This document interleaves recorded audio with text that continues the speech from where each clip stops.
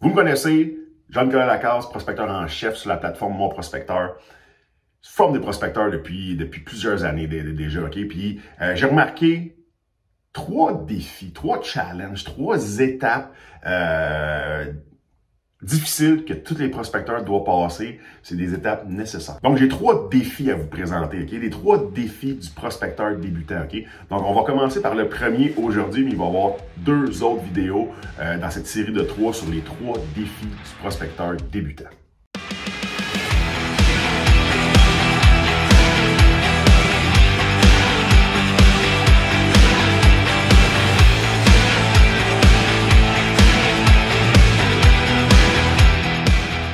Donc, quand on commence en prospection, quand on commence en immobilier, là, habituellement, on a fait 0, peut-être 2, 3 transactions à peu près.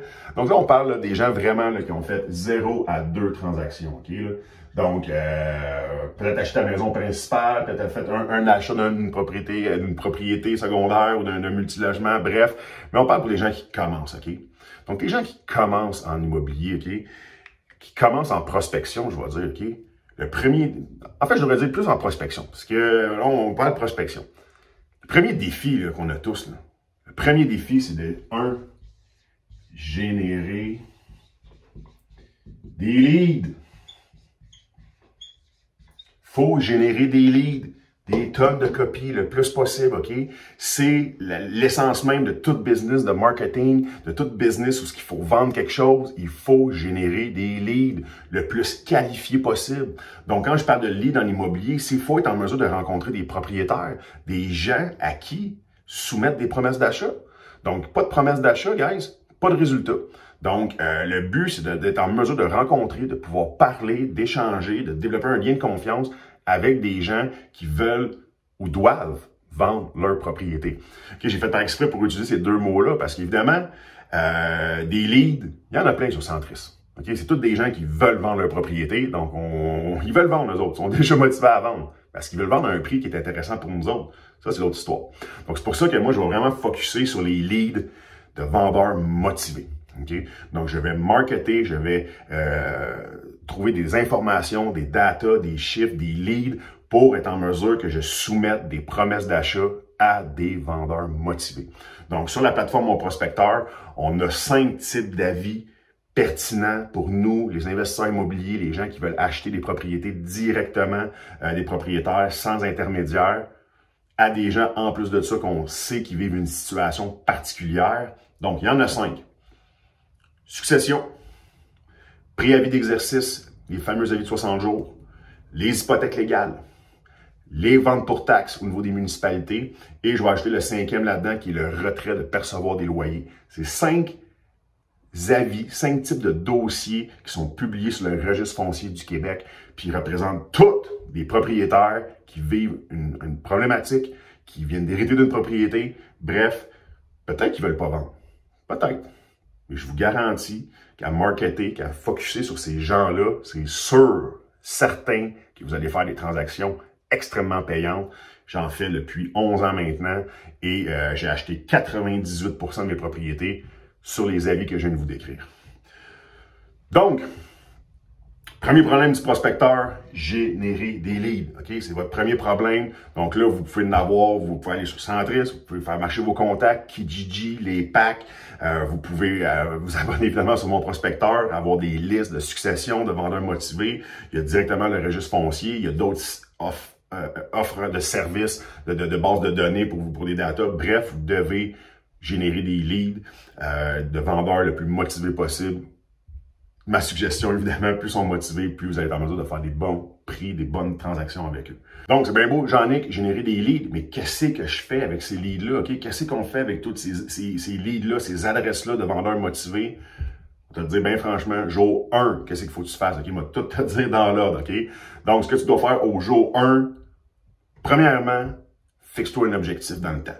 Première affaire à faire, OK? Je veux faire un deal immobilier, je veux acquérir une propriété, je veux signer une promesse d'achat d'ici le 31 décembre. Je ne vais pas donner de date parce que vous allez pouvoir écouter cette vidéo-là plus tard, mais fixez-vous un objectif dans le temps, puis faites un commitment sur cet objectif-là je vais signer ma première ou ma deuxième ou ma prochaine promesse d'achat à telle heure, tel jour, écrit dans l'agenda, puis à cette heure maintenant, dans ta tête, tout ton objectif, ton focus doit orienter vers l'atteinte de cet objectif-là. Première affaire à faire. Okay? Oh, on va faire un deal cette année. Non, non, non. Un deal avec une date, avec un moment précis. Fais ça right now. Deuxièmement, tu as besoin de data. Tu as besoin de leads. Tu vas aller t'ouvrir un compte sur mon prospecteur.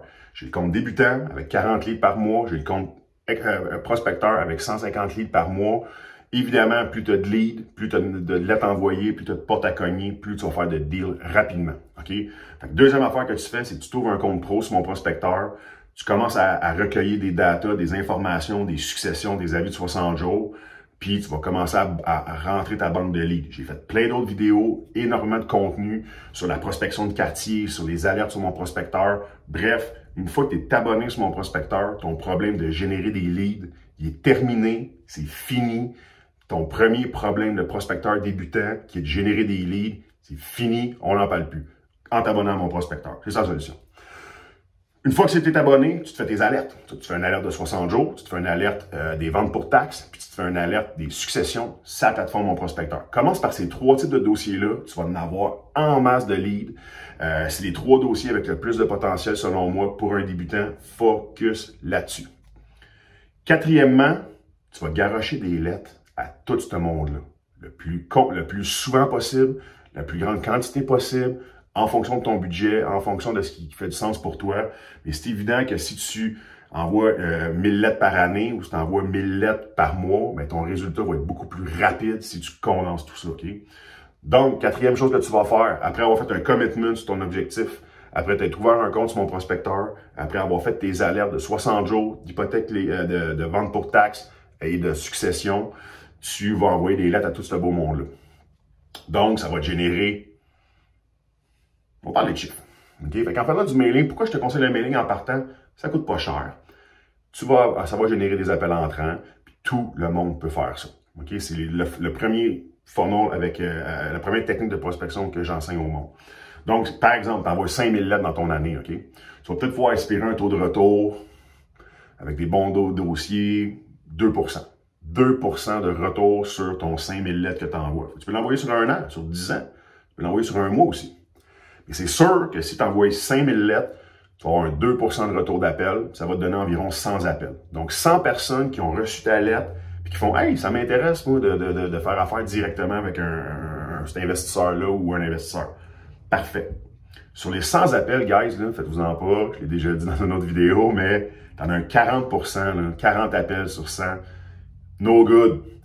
Rien à faire avec ça. Ils vont t'appeler pour t'insulter. Ils vont t'appeler pour te dire qu'ils ne sont pas à vendre. Ils vont t'appeler pour te dire que mon doux Seigneur, comment tu sais ça que j'ai hérité d'une maison. Bref, c'est no good. Tu touches pas à ça. T'archives. Puis that's it. Ça finit là. Tu peux pas convertir un deal quand il n'y en a pas. No good. Le 60% qui va rester, là, tu vas en qualifier environ 70% pour une visite. OK? Tu en as un autre 30% que ça va être, ils veulent trop cher, la maison est parfaite, ils habitent à côté, tout est sous contrôle. Il n'y a rien à faire avec ça.